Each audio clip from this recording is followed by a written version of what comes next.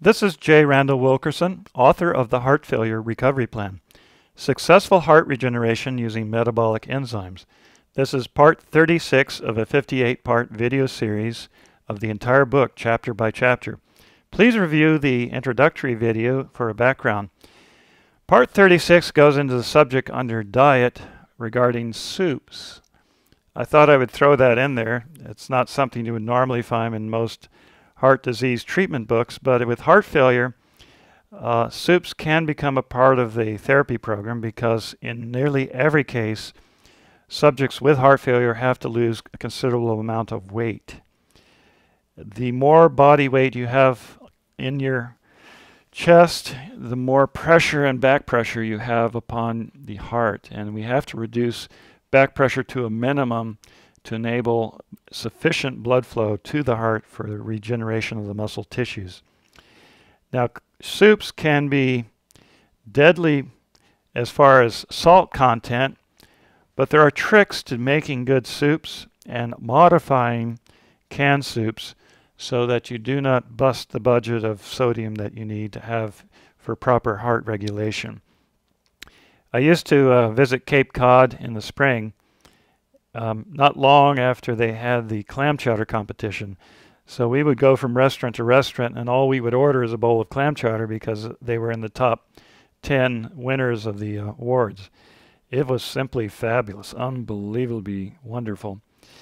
However, most soups are based entirely on salt or sodium.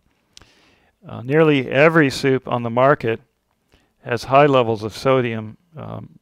Even Healthy Choice chicken soup, it will say 390 milligrams of sodium, but when you look at the back of the container, you find out that that's only for a cup, not a bowl.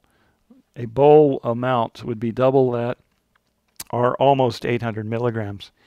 The recommended sodium target is 2,500 to 3,000 milligrams each day, depending on if you are taking diuretics. The diuretics are medications that just randomly flush sodium from your body without control, whereas if you're taking enough potassium, your kidneys will regulate it properly. The lowest sodium of any soups I know is the one I mentioned. That's 390 per cup, or nearly 800 milligrams per bowl. Many soup manufacturers have tried to lower sodium only to lose market share, so they keep bringing it back up. One thing I have found, there are some great soups that I just enjoy eating for lunch.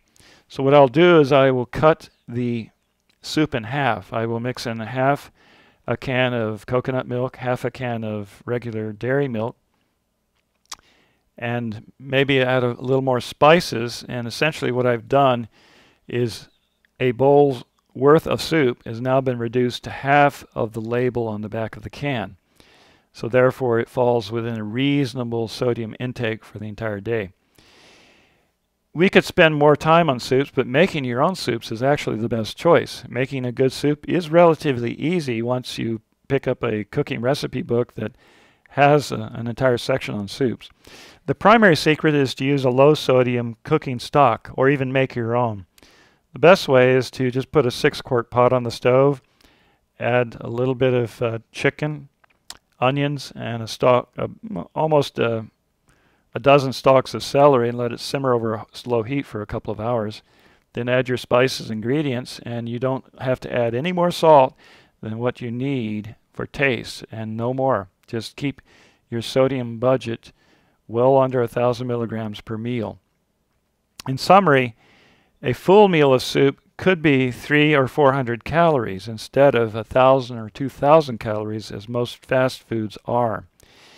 That way, soup can be used to fill your stomach with a nice, rich flavor and yet not bust your budget as far as calories per day, because you need to keep your weight at a fairly modest BMI. Somewhere between 20 and 24 is where you want to target your body mass index.